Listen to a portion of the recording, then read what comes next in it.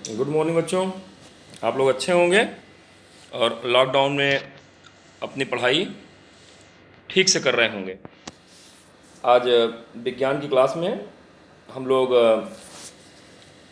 जो कल हमने बताया था आपको मिश्रण को पृथक करने की 7 विधियाँ, उसको आप लोगों ने ध्यान से सुना होगा और आगे की पढ़ाई के लिए आप तैयार होंगे। आगे की पढ़ाई में एक आपका जो स्टेप पढ़ना है आपको, वो है आपका, अगर ध्यान हो तो वो आपको पढ़ना है भौतिक तथा रासायनिक परिवर्तन। भौतिक परिवर्तन और रासायनिक परिवर्तन में क्या क्या विभेद हैं ये आपको के सामने है, देख लीजिए, ध्यान दे लीजिए। नंबर 1, यह उत्क्रमणीय होता है जबकि रासायनिक परिवर्तन उत्क्रमणीय नहीं होता है। उत्क्रमणीय से मतलब ये है कि अगर हम कारक को बदल दें, जिस कारण से परिवर्तन हुआ है वह कारक बदल जाए तो भौतिक अवस्था पुनः अपनी प्रारंभिक अवस्था में आ जाती है। जबकि रासायनिक परिवर्तन में अगर एक बार परिवर्तन हो गया तो कारक परिवर्तन करने से पुनः वह अपनी प्रारंभिक अवस्था में आ जाए, ऐसा आवश्यक नहीं है। नंबर 2, जो भौतिक परिवर्तन है इसमें कोई नया पदार्थ नहीं बनता है, जबकि रासायनिक परिवर्तन में नए पदार्थ बनते हैं। तीसरी बात, भौतिक परिवर्तन में बहुत कम मात्रा में ऊष्मा तथा प्रकाश का उत्सर्जन होता है, जबकि रासायनिक परिवर्तन में बड़ी मात्रा में ऊष्मा और प्रकाश ऊर्जा का परिवर्तन होता है। जैसे बर्फ़ का पिघलना, यह एक भौतिक परिवर्तन है, ताप परिवर्तन करने पर पुनः आपका बर्फ़ प्राप्त हो सकता है। जबकि लकड़ी का जलना, यह एक रासायनिक परिवर्तन है, और एक बार अगर लकड़ी जल गई है तो पुनः उसको फिर से लकड़ी बनाना यह संभव नहीं हो पाता। तो इस प्रकार यह परिवर्तन जो है वो रासायनिक परिवर्तन। तो इसका एग्ज़ाम में अंतर लिखने के लिए काफ़ी आता है बच्चों, अच्छे से तैयार करिए, अच्छे से अच्छा नंबर पाएँ इसमें आप। आइए, तत्व क्या होता है बताएं। एक शुद्ध पदार्थ जिसे न तो साधारण पदार्थों में तोड़ा जा सके और न ही किसी ज्ञात भौतिक व रासायनिक अभिक्रिया द्वारा दो या साधारण पदार्थों से बनाया जा सके, उसे तत्व कहते हैं। जैसे लोहा, सोडियम, मैग्नीशियम इत्यादि। तत्व एक ही पदार्थ के अणुओं से मिलकर बने होते हैं। तत्व मुख्य रूप से 3 प्रकार के होते हैं: धातु, अधातु तथा उपधातु। Metal, non metals and metalloids. धातु चमकदार होती है, अधातुएं चमकदार नहीं होती हैं। और उपधातु ऐसे तत्व जो धातु तथा उपधातुओं के बीच का गुण दर्शाते हैं, वो धातु तथा अधातु के बीच का गुण दर्शाते हैं, उन्हें हम उपधातु कहते हैं। दूसरा अंतर ज़रा देखिए, धातुएं आघातवर्ध होती हैं। आघातवर्ध माने इनको जब पीटा जाए तो इसको चद्दर बन जाती है, पतली चादरें बन जाती हैं। जबकि अधातुएं आघातवर्ध नहीं होती हैं। धातुएं तन्य होती हैं, खींच करके तार बनाए जा सकते हैं। अधातुएं खींच करके तार नहीं बना सकते हैं। धातुओं में आपका लोहा, इसके अलावा एल्युमिनियम इत्यादि, कॉपर है ना।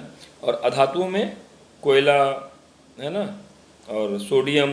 तो ये सब चीज़ें आपकी, सोडियम तो धातु है। अधातुओं में क्लोरीन, फ्लोरीन, ब्रोमीन, इस साइड जो आपके मेटल हैं, पदार्थ हैं आपके पीरियोडिक टेबल में दाहिनी तरफ, वो अधातुएं होती हैं। तो ध्यान में आ गया होगा आपको। इसके अलावा और कुछ अंतर देखे जाएं। सोरेंसन होती हैं, अर्थात जब धातुओं को किसी वस्तु पर मारा जाता है तो ध्वनि पैदा करती हैं, जबकि अधातुएं सोरेंसन नहीं होती हैं। इसके अलावा ऊष्मा तथा वैद्युत के सुचालक होती हैं, जबकि धातुएं ऊष्मा तथा वैद्युत के सुचालक सामान्य रूप से नहीं होती हैं। उदाहरण में सोना, लोहा इत्यादि। इसमें ऑक्सीजन, फास्फोरस। और उपधातुओं में बोरान, सिलिकॉन, जर्मेनियम। आप पीरियोडिक टेबल अगर देखेंगे तो बड़ा अच्छा उसमें कलर्ड इंडिकेशन है। तो बिल्कुल आप पीरियोडिक टेबल को देखें और उसमें पहचानें कि कहाँ धातुएं हैं। सबसे बाईं तरफ धातुएं, सबसे दाहिनी तरफ अधातुएं, और बीच में एक कुछ पार्ट है, वहाँ पर उपधातुएं रहती हैं जो धातु तथा अधातु के बीच का लक्षण दिखाती हैं। आइए, टॉपिक बड़ा अच्छा है, मिश्रण तथा यौगिक। मिश्रण तत्व या यौगिक या दोनों के मिलने से बनता है। इसमें कोई नया पदार्थ नहीं बनता। यौगिक क्या है? एक पदार्थ क्रिया करके नए पदार्थ का निर्माण करते हैं, इन्हें हम यौगिक कहते हैं। मिश्रण में किसी नए पदार्थ का निर्माण नहीं होता, संगठन परिवर्तित नहीं होता है। यौगिक में नए पदार्थ का निर्माण होता है, इसका संगठन जो बनता है नया वो स्थायी होता है, अपने द्रव्यमान के अनुसार एक निश्चित अनुपात में मिलने से ही यौगिक का निर्माण होता है। मिश्रण में उपस्थित घटक अपने गुणों को दर्शाते हैं। सभी जितने पदार्थ रहेंगे उस मिश्रण के, सबके अलग अलग गुण दिखाई पड़ेंगे। लेकिन यौगिक जब बन जाता है तो जो पुराने पदार्थ थे, जैसे हाइड्रोजन देखिए ज्वलनशील होता है, ऑक्सीजन जो है जलने में सहायक होता है, लेकिन जब पानी बन जाता है, नया यौगिक बन जाता है, तो ना वो जलता है ना जलने में सहायक होता है, तो नया गुण एकदम प्रदर्शित करता है, नए गुणधर्म प्रदर्शित करते हैं, और जो पुराने पदार्थों से या जिससे वो मिलकर बना उससे एकदम भिन्न होते हैं। तो ये यौगिक और मिश्रण में विशेष अंतर है। घटकों में भौतिक विधियों द्वारा पृथक किया जा सकता है मिश्रण को, और 7 विधि हम बता चुके हैं। और यौगिक में ये रासायनिक या वैद्युत रासायनिक अपक्रिया द्वारा ही केवल पृथक किया जा सकता है, सामान्य रूप से नहीं किया जा सकता है। तो गंधक तथा लोहा आपस में क्रिया करके आयरन सल्फाइड बनाते हैं, जबकि लोहा और गंधक मिला दीजिए तो मिश्रण बन जाएगा, जिसको हम चुंबक के द्वारा अलग अलग पृथक कर सकते हैं। तो इस तरह बच्चों ध्यान में आ रहा होगा यौगिक तथा मिश्रण में अंतर, ये काफ़ी पूछा जाता है एग्जाम में, उसके लिए तैयार रहिएगा। इसके बाद एक आपका टॉपिक है स्थिर अनुपात का नियम, लॉ ऑफ कांस्टेंट प्रोपोर्शन। तो रासायनिक यौगिक जो भी पाए जाते हैं उनमें जिन तत्वों से उनका निर्माण होता है वो द्रव्यमान के अनुसार एक समान अनुपात में पाए जाते हैं, चाहे उस यौगिक को पाने का स्रोत कहीं से हो। जैसे H2O, चाहे वो बरसात का पानी हो, चाहे तालाब का पानी हो, चाहे नल का पानी हो, या किन्हीं विधियों से, रासायनिक विधियों से हम उसको अपने प्रयोगशाला में प्राप्त कर रहे हों। तो हम देखते हैं कि उसमें हाइड्रोजन और ऑक्सीजन के द्रव्यमानों का जो अनुपात होता है वो सदैव 1:8 के क्रम में ही होता है, और ये सदैव स्थिर और निश्चित होता है। इसलिए हम समझ सकते हैं कि ये स्थिर अनुपात का नियम है जिसका रासायनिक यौगिक पालन करते हैं। एक और आपके बड़ा अच्छा नियम, पहले तो बहुत डिटेल में था, अभी शॉर्ट में आप समझ लीजिए, द्रव्यमान संरक्षण का नियम। किसी भी रासायनिक अपक्रिया में न तो द्रव्यमान बनाया जा सकता है और न ही द्रव्यमान नष्ट किया जा सकता है। ये केवल अपना स्वरूप बदलता है, अर्थात जितना अभिकारक का द्रव्यमान होता है प्रारंभ में टोटल, उतना ही अपक्रिया के उपरांत उत्पाद का द्रव्यमान हो जाता है। यही नियम द्रव्यमान संरक्षण का नियम कहलाता है। जैसे कार्बन प्लस ऑक्सीजन C+O2 मिलकर के कार्बन डाइऑक्साइड बनाएंगे, तो जितना कार्बन होगा और जितना ऑक्सीजन का द्रव्यमान होगा, यही टोटल द्रव्यमान बाद में कार्बन डाइऑक्साइड के द्रव्यमान के रूप में दिखाई पड़ेगा। तो बच्चों आपको बात समझ में आ गई होगी। ये चैप्टर भी यहाँ पे कंप्लीट हो रहा है। कुछ प्रश्न हैं जिनका आपको उत्तर देना है।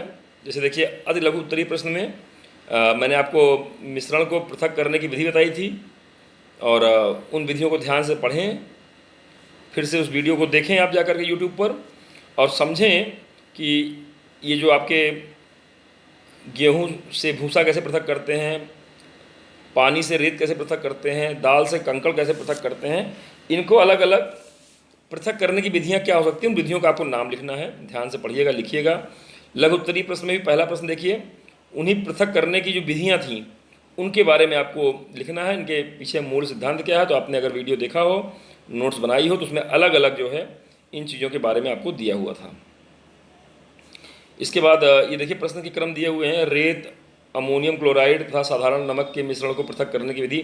तो पृथक करने की विधि पर ही विशेष रूप से आपका जोर है, और उसको ध्यान से आप पढ़िएगा। पिछला जो आपको मैंने नोट्स दिया है, और प्लस ये जो अभी आपको पढ़ाया गया है, इस पर बेस्ड क्वेश्चन होंगे, अच्छे से उनका अभ्यास कीजिएगा।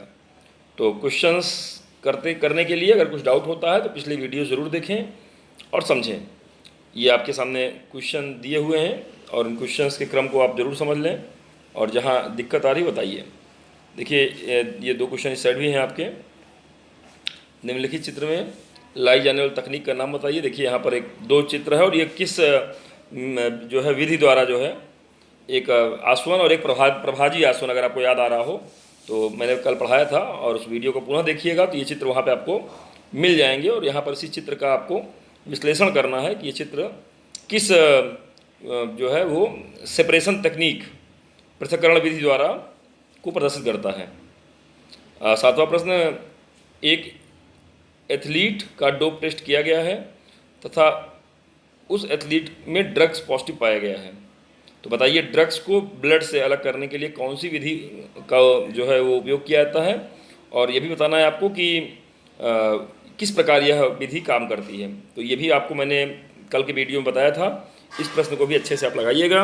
इन प्रश्नों को आप नोट्स पे में करके दिखाएं, और अपनी ये नोट्स और प्लस ये जो आपके होमवर्क दिया मैंने न्यूमेरिक जो है सवाल के रूप में, इस पर पूरा फोकस करें और अपना काम पूरा करें। तो ये चैप्टर आज हम लोग का समाप्त हो गया है, और अब हम लोग अगला चैप्टर फिजिक्स का पढ़ेंगे एक। तो इस समय एक फिजिक्स, एक बायो और 2 केमिस्ट्री के चैप्टर आज पूरे हुए। अब दूसरा फिजिक्स का चैप्टर हम लोग को स्टार्ट करना है, जिसको हम लोग नेक्स्ट करेंगे। तो बहुत बहुत शुभकामनाएं। बच्चों घर पे रहिए, सुरक्षित रहिए और अपने अध्ययन को लगातार जारी रखिए। गुड लक बच्चों।